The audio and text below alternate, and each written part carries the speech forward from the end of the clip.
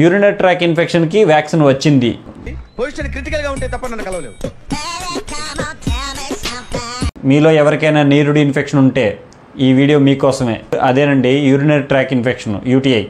Nirudi infection అనేది చాలామందిని వేధించే ప్రాబ్లం.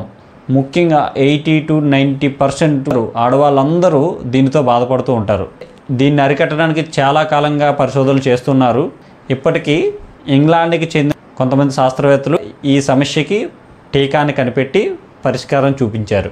యూరోమ్యూన్ అనే ఒక టీకాని కనిపెట్టారు.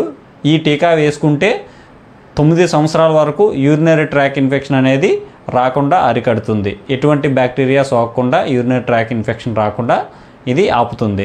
9 సంవత్సరాల తర్వాత మళ్ళీ ఇంకో డోసు వేయించుకోవాల్సి వస్తుంది. ఈ టీకాలు ఇంకా మన ఇండియాలో అందుబాటులో లేవు. వచ్చిన వెంటనే అప్డేట్ చేస్తాం.